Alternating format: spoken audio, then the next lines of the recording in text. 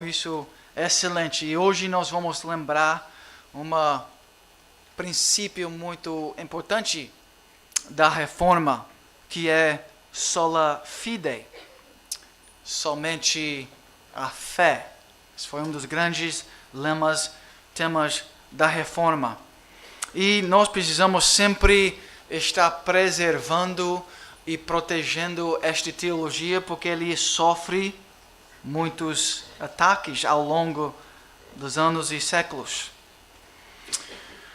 Sola fide tem a ver com aquele momento em que você pensa naquele dia, enquanto você vai estar pessoalmente diante da face de Deus Todo-Poderoso e Todo-Santo. Naquele momento, o que é que você vai apresentar diante dele? O que você tem a trazer para oferecer? Esta é a questão que sola fide focaliza. Se você tenta trazer algo diante dele, de seus próprios esforços, o que vai acontecer? Eu acho, pessoalmente, você sabe muito bem que você não tem nada a oferecer a Deus vendo de ti mesmo.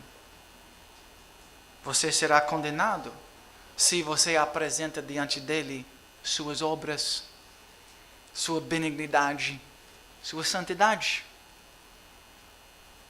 A única coisa que nós podemos falar é que eu só tenho Cristo. É fé em Cristo naquele momento que vai importar. Somente Cristo pode te proteger, pode te abençoar e pode te apresentar como perfeito e santo diante de Deus. E fé é aquilo que recebe Cristo. E por isto, e exatamente por isto, é o único valor que fé tem. Ele não tem nada em si, mas é aquele que ele se apega que é importante. Por isso os reformadores diziam, quando eles estudavam a palavra de Deus, que nós devemos viver sola fide. Não tem nada para trazer. Venham somente em Cristo. Esta doutrina tem sido muito criticado, né? A Igreja Católica Romana reagiu a esta doutrina dos reformadores e eles fez um grande concílio, chamado Concílio de Trento. E eles declaram naquele documento, que ainda está de pé: se alguém disse que somente pela fé o ímpio é justificado, seja anátema. Então, hoje isso ainda é criticado. Outro grande medo é que esta doutrina vai conduzir o povo a uma vida imoral. Vocês protestantes estão declarando que é somente através de fé. Então, vocês não vão importar com sua vida de santidade, a vida vai estar cheia de pecado. Isso levará ao antinomianismo, a uma atitude que nós não precisamos da lei, nós não amamos da lei e nós não vamos buscar santidade. Esse é um dos medos que as pessoas têm com essa doutrina. Eu espero que nós vamos ver nesta manhã que certamente isso não deve ser e não é o efeito e o impacto que sola fide deve ter na vida dos santos. Então vamos abrir uma oração pedindo mais uma vez, eu penso, Deus, sobre o nosso tempo. Senhor, nosso Deus e Pai, nós chegamos diante de Ti, reconhecendo nossa total dependência de Ti. Nós pedimos a bênção do Teu Espírito Santo, iluminando nossos corações para que nós podamos compreender e amar Tua verdade. Então, ilumine mais uma vez, Senhor, nós pedimos nossos corações e ajuda a gente a Te amar mais esse dia por causa da Tua palavra revelada. É isso que nós pedimos para teu louvor e glória. Em nome de Jesus. Amém. Gostaria de começar lendo Romanos capítulo 3. Se você quer abrir sua palavra para Romanos capítulo 3. Vou começar em versículo 19.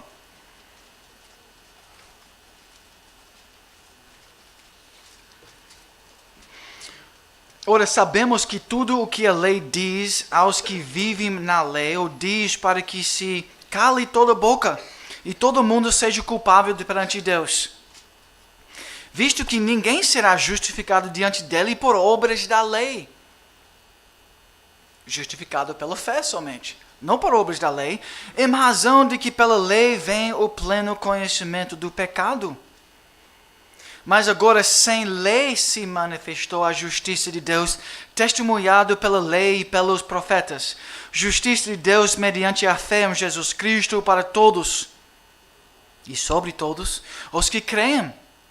Porque não há distinção, pois todos pecaram e carecem da glória de Deus, sendo justificados gratuitamente por sua graça mediante a redenção que há em Cristo Jesus, a quem Deus propôs no seu sangue como propiciação mediante a fé, para manifestar a sua justiça por ter Deus, na sua tolerância, deixado impunes os pecados anteriormente cometidos, tendo em vista a manifestação da sua justiça no tempo presente, para ele mesmo ser justo e o justificador daquele que tem fé em Jesus.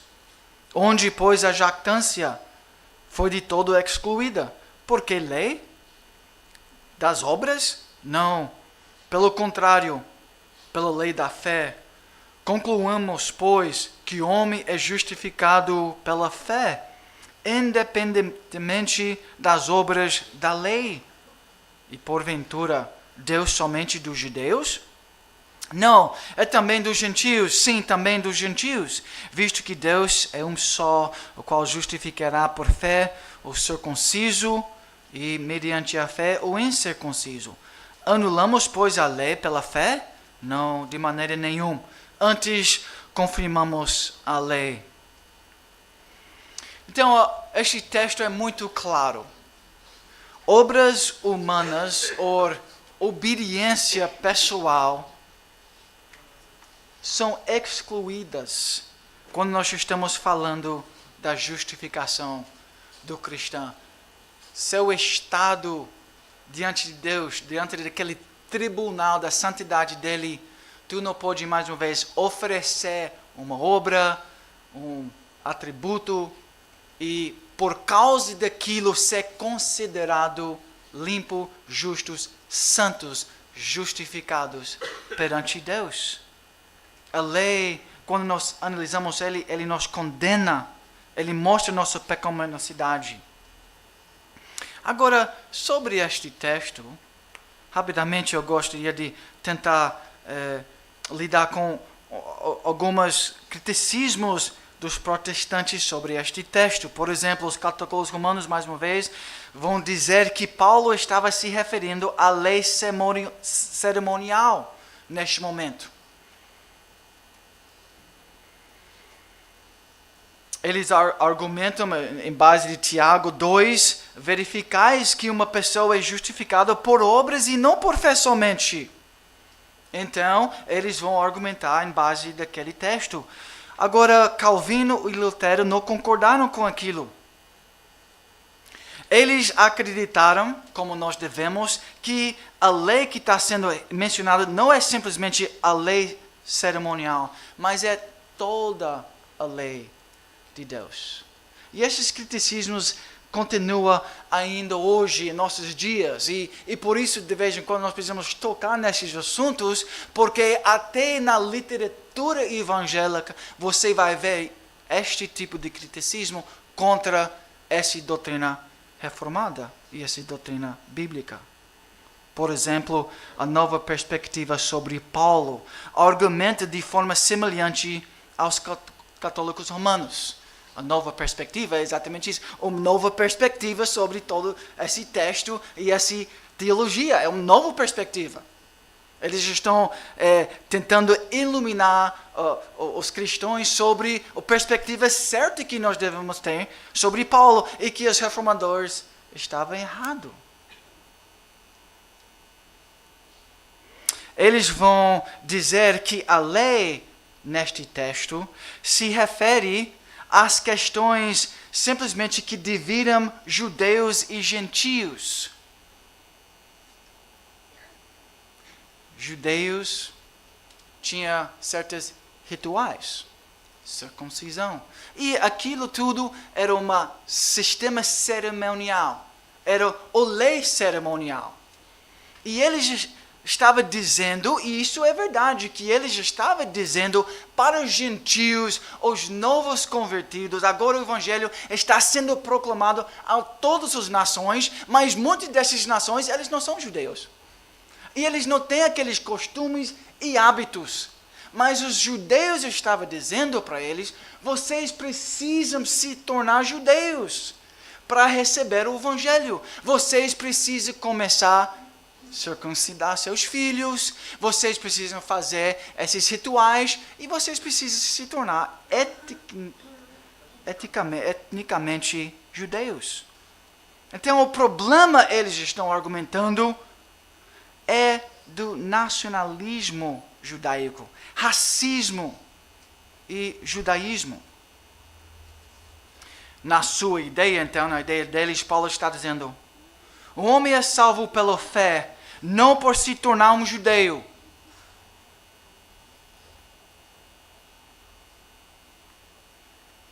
Então, mais uma vez, o problema que eles estão tentando destacar é que os judeus, eles não tinham problema exatamente com a lei moral. O problema deles não era tanto que eles estavam em violação da santidade de Deus. O problema que eles tinham é que eles queriam que os gentios se tornassem judeus. Está vendo como isso muda completamente a situação? Eles estão dizendo que nosso problema, então, como cristãos, não é de tentar ser santo diante de Deus através de nossas obras. Isto não é problema. Você pode tentar ser santo diante de Deus através de suas obras. E quem sabe, através de suas obras, você pode ser declarado justo diante de Deus. Está vendo como isso é muito perigoso?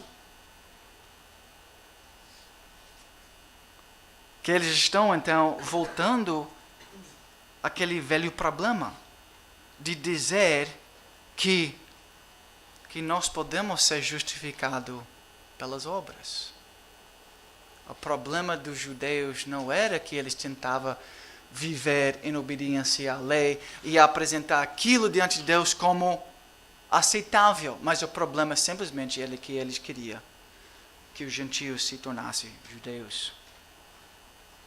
Agora é verdade, vamos criticar isso, esta posição um pouquinho biblicamente.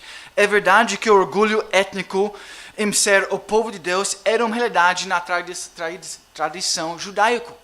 Eles tinham um problema de orgulho. E eles realmente estavam chamando os gentios para se tornar judeus. E é verdade que Paulo trata este assunto. Ele tratou este assunto em vários textos. Esse etnocentrismo judaico. Então, a nova perspectiva é certo até um certo ponto de destacar este problema. Olha aqui Efésios capítulo 2 diz. Vocês conhecem bem essa passagem, começando no versículo 11. Portanto, lembrai-vos de que outrora vós gentios na carne, chamados em circuncisão por aqueles que se intitulam circuncisos, os judeus, na carne, por mãos humanas, naquele tempo estáveis sem Cristo, separados da comunidade de Israel e estranhos às alianças da promessa, não tendo esperança e sem Deus no mundo. Realmente os judeus tinham, era um povo especial. Mas agora em Cristo Jesus, vós que antes estavais longe, fostes aproximados pelo sangue de Cristo. Porque Ele é nossa paz. Então Cristo é nosso Pai. Você não precisa fazer as obras tradicionais e se tornar um judeu para ter paz com Deus, porque Cristo é nosso Pai, não é essa etnicidade física.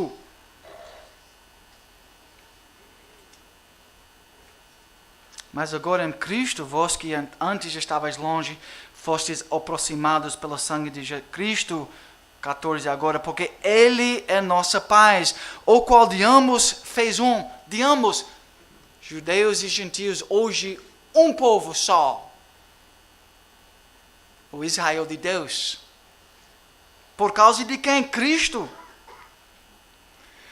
E tendo derribado a parede da separação que estava no meio, a inimizade. Não tem diferença agora. Antes tinha uma parede de separação entre esses povos. Hoje não. Brasileiros são o povo santo de Deus. Por causa de Cristo. Aboliu na sua carne a lei dos mandamentos na forma de ordenanças, para que dos dois criasse em si mesmo um novo homem, fazendo a paz, e reconciliasse ambos em um novo corpo, um só corpo com Deus, por intermédio da cruz, destruindo por ela a inimizade. Versículo 19. Assim já não sois estrangeiros e peregrinos, mas concidadãos dos santos e sois da família de Deus. Quem? Os gentios. Lembra, isso está sendo escrito para os gentios. Vocês são concidadãos. Já. Edificados sobre o fundamento dos apóstolos e profetas, sendo Ele mesmo, Cristo Jesus, a pedra angular. Aí ele continua no próximo capítulo, versículo 6.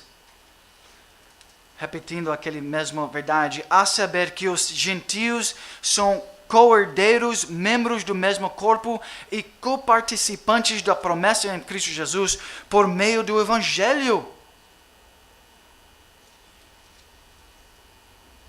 E por isso Paulo, versículo 8. Ele falou, por isso prega aos gentios o evangelho das insondáveis riquezas de Cristo.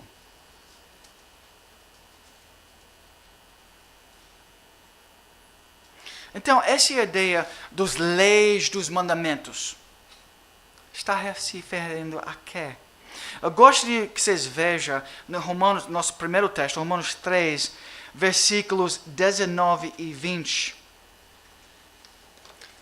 O que é que está essas palavras, lei dos mandamentos, está se referindo? Que se conclui? Temos nós qualquer vantagem? Não. Os judeus pensando, né? Temos nós qualquer vantagem? Não, de forma nenhuma, pois já temos demonstrado que todos, tanto judeus como gregos, estão debaixo do pecado. Este é o problema central, comunidade.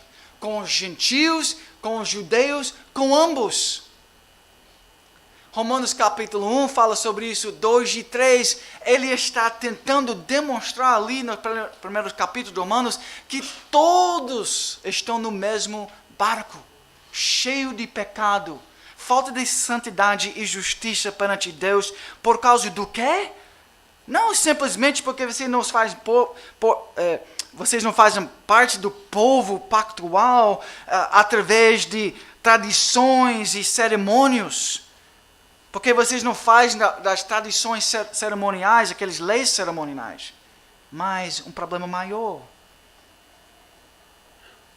Estão debaixo do pecado, versículo 9. Como está escrito, não há justo nenhum sequer. Isso é capítulo 3, versículo 10. Não há quem entenda, não há quem busque a Deus. Olha lá. Acompanha o raciocínio um pouquinho aqui. Não há quem entenda, não há quem busque a Deus. Violação do quê? Primeiro mandamento. Está vendo? Paulo está demonstrando que o problema é falta de santidade. Vocês estão quebrando a lei santa de Deus. A lei moral de Deus é o problema. Também, e mais central, Versículo 12. Todos se extraviaram, todo mundo, a uma só se fizeram inúteis.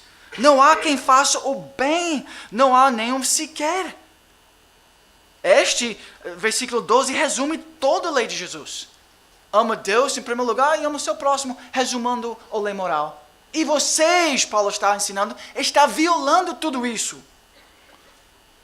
Não há quem faça o bem. A garganta deles, versículo 13, é sepulcro aberto, com a língua urdem, engano, veneno de víbora está nos seus lábios. 14, a boca eles a tem cheia de maldição e de amargura, violação do 9º mandamento.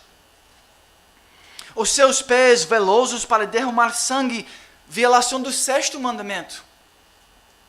Nos seus caminhos há destruição e miséria, desconheceram o caminho da paz, não há temor de Deus diante dos seus olhos. Mais uma vez, violação do 1º mandamento.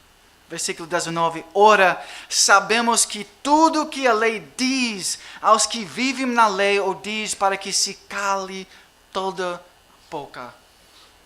E todo mundo seja culpável perante Deus. Todo mundo é culpável perante Deus, visto que ninguém será justificado diante dele por obras da lei, em razão de que pela lei vem o pleno conhecimento do pecado.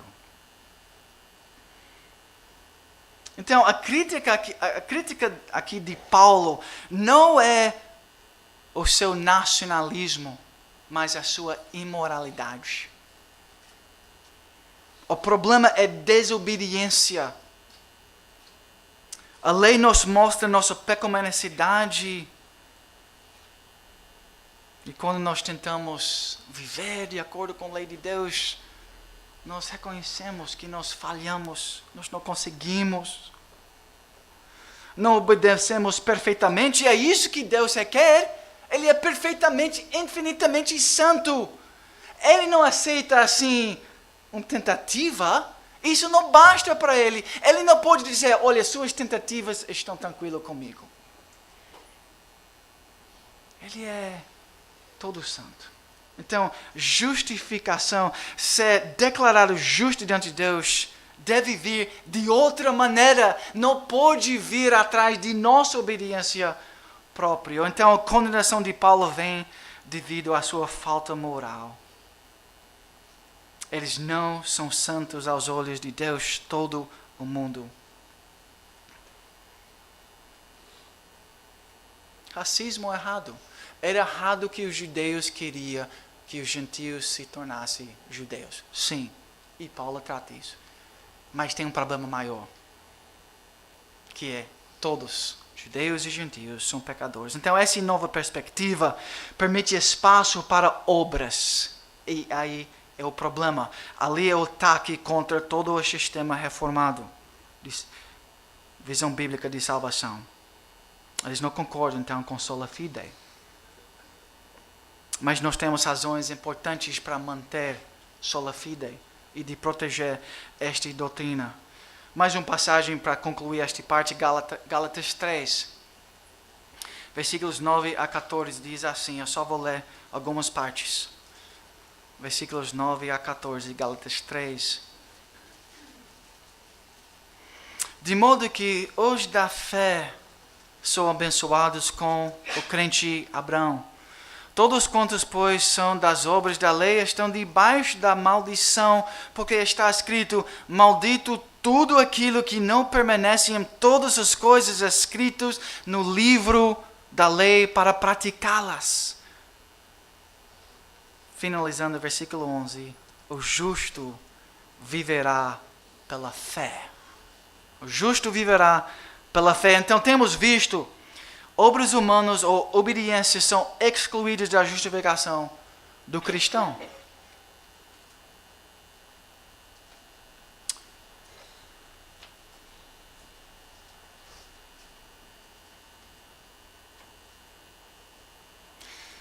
Vida real, ser salvo perante Deus depende de nossa obediência. perfeita. Lembra a situação de Adão, o primeiro homem? Coloca sua mente ali, naquelas primeiras passagens da palavra de Deus. Adão estava disposto a submeter a sua vontade, a vontade de Adão, à vontade de Deus ou não? Você sabe a resposta. Deus falou para ele, né, em Gênesis 2, versículos 15 a 17, eu quero que você tome conta desse jardim, você cuida dele. E não, você pode comer de todas as árvores, mas ouça minha voz, Adão. Daquele ali, não toma. Vai ouvir a voz de Deus ou não, Adão?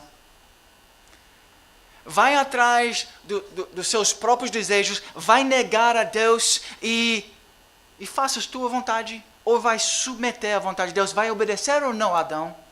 E o que aconteceu? Não sabemos. Ele poderia viver apenas se ele reconhecesse que a fonte da vida existia depois daquele ato de violação. Ele sabia desde aquele momento, ele só podia viver através da santidade de uma outra pessoa, porque ele falhou.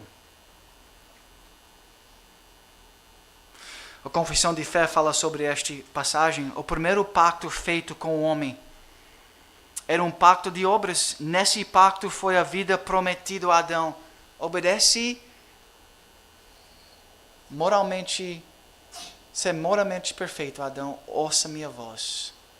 E vida vai ser garantida para ele e a sua posteridade, sob condição de perfeita obediência pessoal.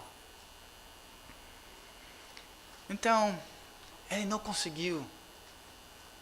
Agora, vamos voltar. Agora, esse foi o primeiro Adão. Vamos pular em frente alguns mil anos para Mateus capítulo 4. Para o segundo Adão.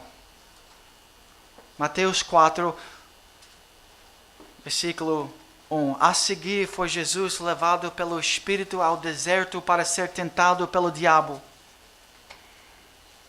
Adão estava sendo tentado pelo diabo. Gênesis capítulo 3. Em Gênesis capítulo 2, Deus deu a ele uma palavra para obedecer.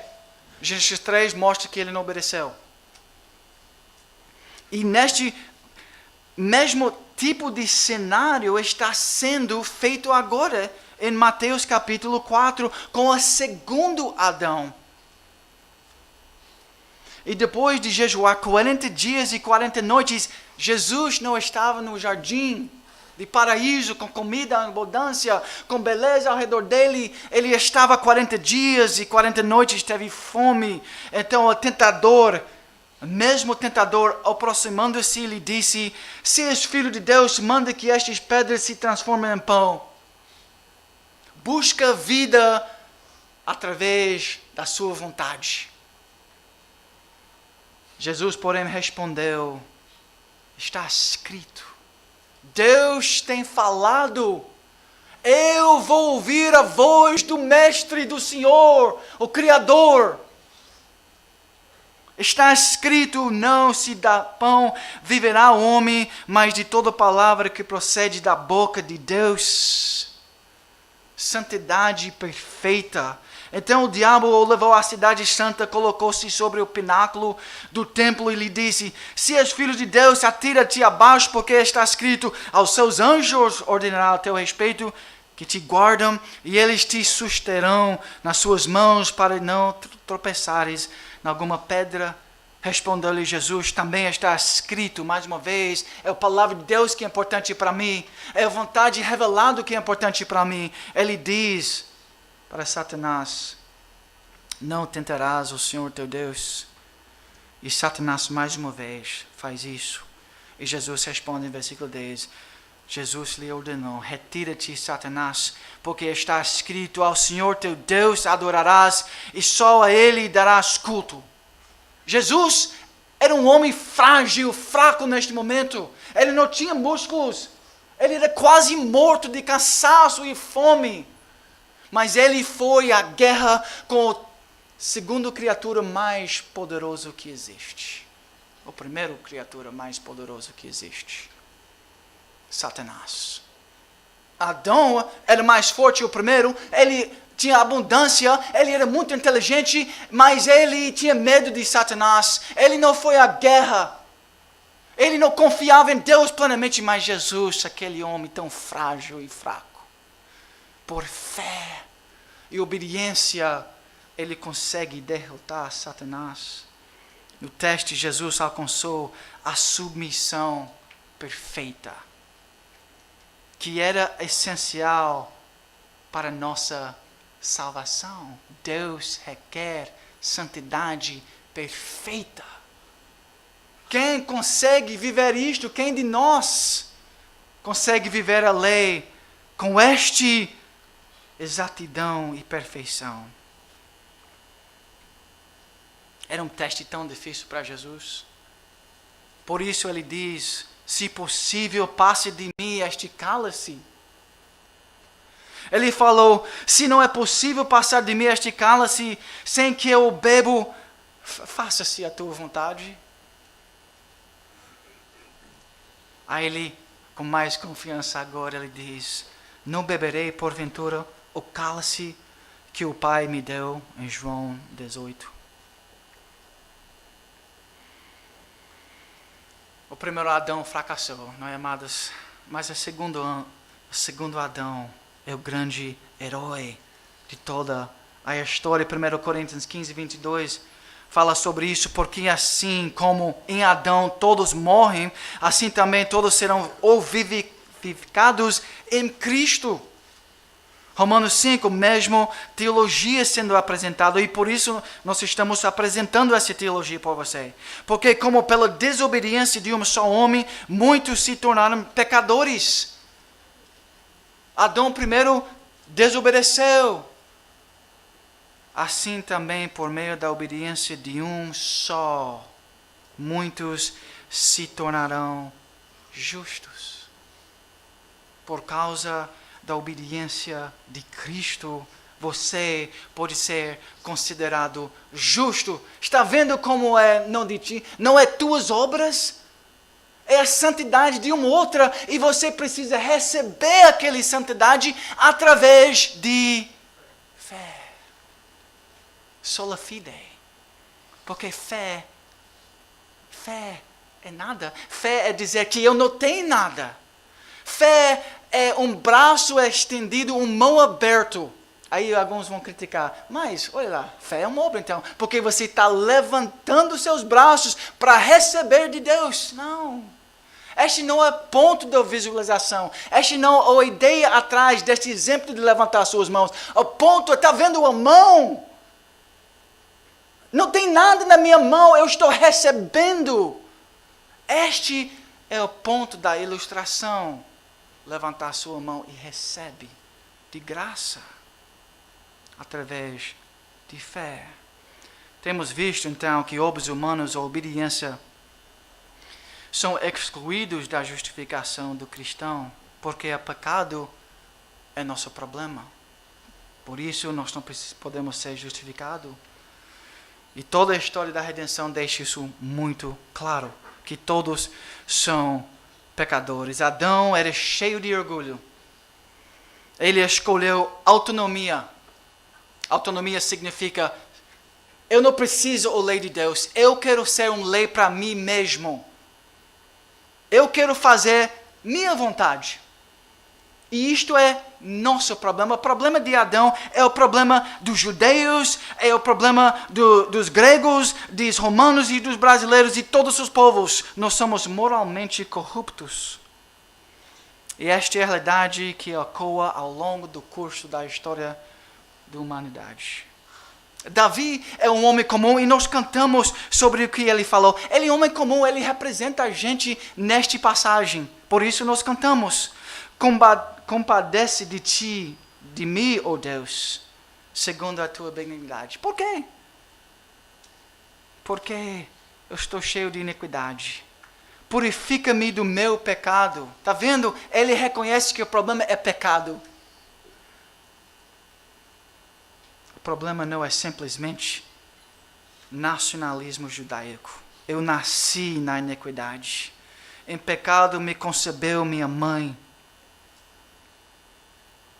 Por isso, obras humanas sempre vão ser imperfeitos, para que Deus te considere justo e santo. Então não recebe conforto analisando sua vida, suas obras. Não vai contando, hoje eu fiz razoavelmente bem e eu estou vendo que meu vizinho faz pior do que eu. Então, nos meus olhos, na minha consideração, no meu julgamento, eu me considero razoavelmente legal. Não é assim que Deus, justo, todo santo, vai julgar a você. Mas tem uma boa notícia. Tem um herói que é prometido. Então vamos finalizar pensando um pouquinho sobre o plano de Deus para a salvação, que este é o grande problema que nós temos. Mas o que é? Se aquilo foi o pacto das obras e Adão falhou de viver aquele pacto fielmente, obedece e vive.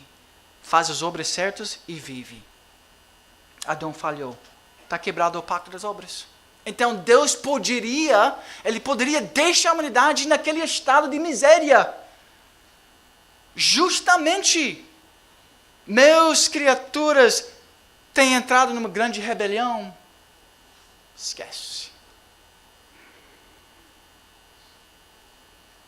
Tão grande é a distância, diz a confissão, entre Deus e a criatura, que embora as criaturas racionais lhe devam obediência como ao seu Criador, nunca poderiam fruir nada dele como bem-aventurança e recompensa, senão por algum voluntário condescendência da parte de Deus, a qual foi ele servido significar por meio de um pacto. Está entendendo o que está acontecendo?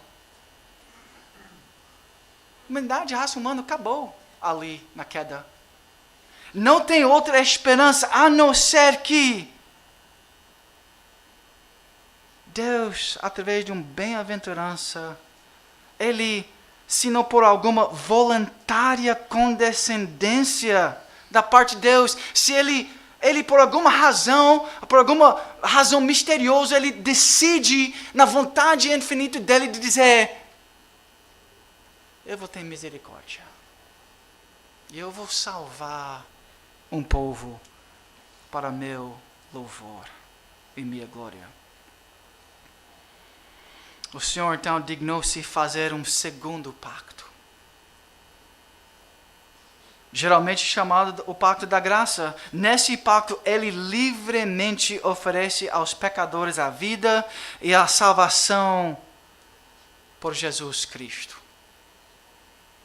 exigindo deles a fé nele, para que sejam salvos, e prometendo dar a todos os que estão ordenados para a vida o seu Santo Espírito, para dispô-los e habilitá-los a crer. Ele faz tudo. Até o ato de fé, Ele dá isso para a gente. Nós estamos totalmente incapazes. Então, esse pacto da graça está abrindo na palavra de Deus, por exemplo, em Gênesis 3,15. Porém, inimizade entre ti e a mulher. Lembra? Satanás agora está respondendo àquele grande queda da humanidade, e ele começa a falar assim: porém, inimizade entre ti e a mulher. Que frase cheia de graça. Vocês estão condenados. Satanás te derrubou. Ele te enganou. E seu orgulho te enganou. E vocês violou o relacionamento que nós tivemos. Mas eu porém inimizade entre ti e a mulher. Entre Satanás e Eva. Entre Satanás e o povo de Deus. Porém, inimizade, Ele vai à guerra entre ti e a mulher, entre a tua descendência e o seu descendente Cristo. Este Jesus te ferirá a cabeça, e tu, Satanás, lhe ferirás o calcanhar. Que promessa ali no Gênesis 3:15. O plano de Satanás de derrubar o reino de Deus e a glória de Deus vai ser esmagado. O serpente vai ser derrotado e uma grande guerra vai acontecer através da história. O final do livro, o final da história diz assim, Apocalipse 17:14, pelejarão eles contra o Cordeiro, e o Cordeiro os vencerá. Pois o Senhor dos senhores é o Rei dos reis. Vencerão também os chamados, eleitos e fiéis que acham com Ele. Você está com Ele hoje? Você está escondido nele? Então, a garantia para você é de Apocalipse 17:14. O Cordeiro e todos que estão nele os vencerá. Aonde é que toda essa batalha, aonde é o clímax desta grande luta da história contra Satanás e Deus, contra Adão primeiro, o pecador caído, e o segundo Adão? Toda esta história está apontando para quê? A obra redentora de Cristo. Através do prometido Redentor, Deus quebraria o poder de Satanás sobre os homens. Quando Cristo morreu na cruz de Calvário, o poder de Satanás foi quebrado. Onde quer que o evangelho da crucificado seja pregado hoje, Satanás é impotente para derrubar aquela mensagem. E hoje, ao redor do mundo, a pregação deste Cordeiro vitorioso está sendo proclamado. E Satanás é derrotado, ele não pode derrubar a salvação dos eleitos. E o reino de Deus vai avançar até ainda hoje.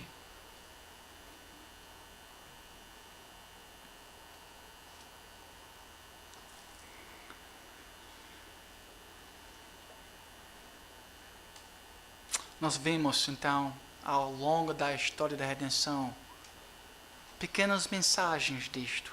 Deixa eu te lembrar, só rapidamente, alguns destes vislumbres. Alguns destes, qual seria a palavra? Esses pequenas sombras do Redentor, que ao longo da história você pode perceber, se você faz as conexões apropriadas. E tudo isso, por favor, liga esta ideia de sola fide com toda esta história da redenção. Está tudo interconectado. Estão tudo ligado. Perguntou-lhe Abrão, diz Gênesis capítulo 15. Perguntou-lhe Abrão, Senhor Deus, como saberei que hei de possuí-la?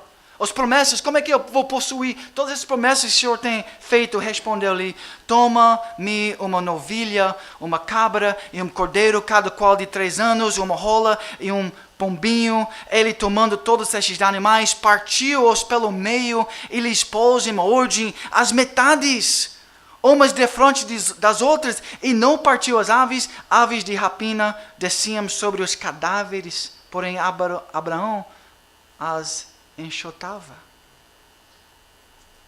Partiu-os pelo meio, todos esses animais. Versículo 12, e o Senhor entra em aliança com Abrão. O Senhor entra em aliança com Abrão. E olha o que acontece nessa história. O pôr do sol cai profundo sono sobre Abrão. E grande pavor, cerrados, trevas o acometeram.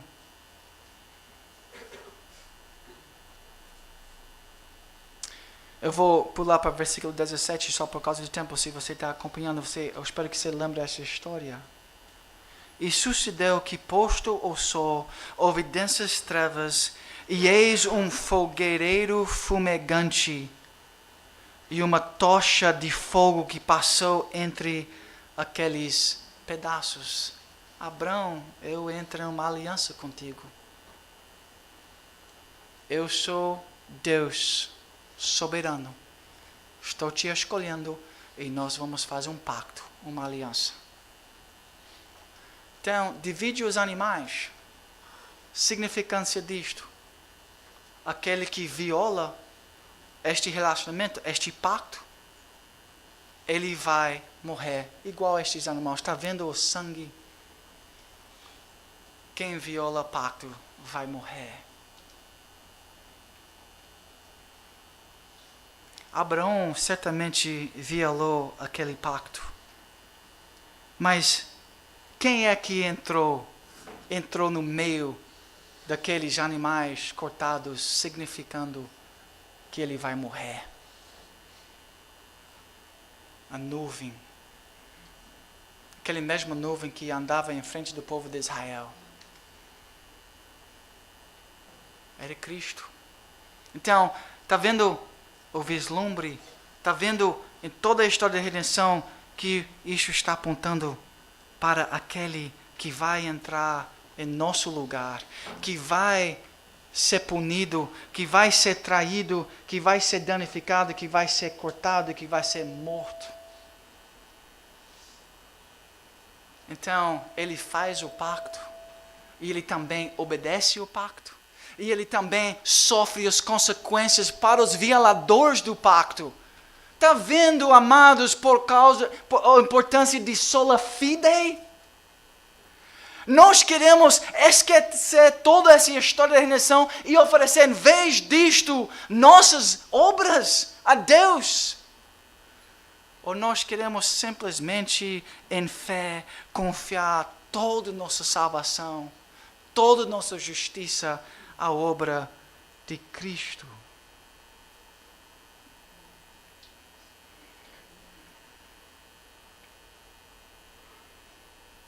Sem derramamento de sangue não há remissão de pecado. Então, amados, o que nós precisamos fazer?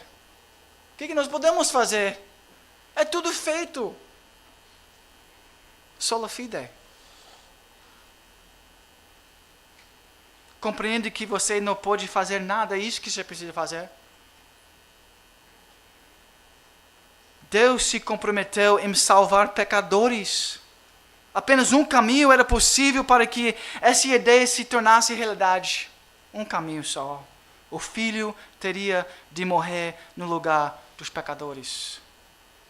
Ele é o justo e também o justificador. Ele fez o sacrifício, não você, ele fez o sacrifício por você. Ele viveu a vida perfeita. Ele obedeceu os termos da aliança. Ele se tornou o cordeiro sacrificial. Ele pagou o resgate. Ele morreu, ele se levantou, ele vive. Ele reina. Você não pode fazer nada. Tudo que você pode fazer é receber. Ele foi cortado. Ele sangrou. Ele estava ferido. Ele que foi ridicularizado. Ele que foi esquecido. O Criador dos céus e a terra. Ele foi abusado. Ele foi ignorado. Ele foi rejeitado. Ele foi desonrado. Quem? Sim, mais uma vez, o Criador dos céus e a terra. Ele se tornou um homem e sofreu todas essas coisas. E toda a história da redenção aponta para aquele grande momento. Ali no jardim, a cabeça da serpente será esmagada. Lembra? No jardim? E Colossenses 2,14 diz, tendo cancelado o escrito de dívida que era contra nós e que constava de ordenanças, a qual nos era prejudicial, removeu-o inteiramente, encravando-o na cruz. E despojando os principados e os potestades, publicamente os expôs ao desprezo, triunfando deles na cruz. Lembra aquela promessa de Gênesis 3,15? Foi feita ali, na cruz de Carvalho. Lembra ali aquela história de Noé? E por causa do pecado, toda a humanidade está se afogando, querendo viver, mas eles recebem a punição. Mas Cristo na verdade, era o único que foi afogado e você, Noé e sua família foi salvo por causa daquele que foi colocado debaixo da morte. Você pode ver essa redenção da cruz ali naquele monte famoso, Monte Moriá. Gênesis 22 diz, acrescentou Deus, toma teu filho Abrão, teu único filho Isaque, a quem amas, e vai à terra de Moriá. Ofereci-o ali um holocausto sobre um dos montes que eu te mostrarei. E Abrão tinha fé. E ele iria estar pronto para sacrificar o próprio filho. Mas Deus providenciou um substituto. Naquele mesmo lugar, é interessante, O.P. Robertson traz isso no livro dele, naquele mesmo monte, Salomão constrói o seu templo, aquele templo onde todos os sacrifícios ao longo da história de Israel foi estabelecido e feito ali, naquele Monte Moriá. No mesmo local que Isaque foi oferecido. Cerca de 1000 anos os sacrifícios do povo eram oferecidos ali no Monte Moriá. Mas Jesus é o Cordeiro real que tirou o pecado do mundo. Hoje é interessante que este mesmo monte é reverenciado. Ali os muçulmanos têm aquele doma da rocha, é chamado, né? É um lugar santo para os judeus também. Porque eram os santos dos santos. Os ortodoxos nem chegam perto daquele monte, não. Eles têm medo de entrar. Mas o que eles não estão percebendo? Que não é o lugar, mas é a pessoa que é santo. Só finalizando com este último vislumbre, que é tão maravilhoso. Lembra aquela história, nós não temos tempo para falar sobre os outros vislumbres do Evangelho em toda a história, mas vamos pensar um pouquinho no deserto, porque aquela história sempre me confundiu, eu nunca entendi aquela história. Até que uns irmãos mais sábios me ensinam. Um serpente no deserto foi levantado, lembra a história? Um sinal de que a serpente fora amaldiçoada, porque lembra que Deuteronômio diz, 21, 23, porquanto o que for pendurado na madeira é maldito de Deus. Tudo que era maldito de Deus era pendurado na árvore, era um símbolo de maldição. E Gálatas 3:13 diz, Cristo nos resgatou da maldição da lei, fazendo-se Ele próprio maldição em nosso lugar. Porque está escrito, maldito todo aquele que fora pendurado em madeira. Madeira, árvores, eles foram criados para ser um bênção para a humanidade. Ali nós recebemos frutas, vida, nós construímos casas com árvores. Nossos meninos brincam nas árvores, eles providenciam um escape do sol.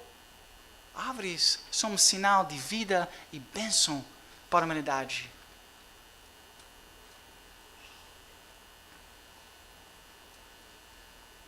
Mas o serpente pendurado na árvore significa a maldição do tentador. Ele está pendurado, o tentador está pendurado, ele é amaldiçoado, sim. Mas o pai olha para seu filho ali naquela madeira e ele diz assim, que visão amaldiçoada. 2 Coríntios, aquele que não conhece pecado, ele o fez pecado por nós, para que nele fossemos feitos justiça de Deus. No deserto, uma figura maldito estava ali. E aquele pai olhando para o filho amaldiçoado. Por quem? Por nós. Então, o que você pode fazer? Sola fide, amados. Quando você olha com fé para aquele amaldiçoado, dependurado numa árvore, todas as maldições devidas a você pelos seus pecados serão eliminados. Lembra como Israel, eles olhavam lá para aquele serpente, aquele maldição, eles foram curados. Olha para Cristo com fé, você também vai ser curado. A cruz é a cura perfeita. Você não pode adicionar nada a Ele. A cruz é a cura perfeita para a sua vida.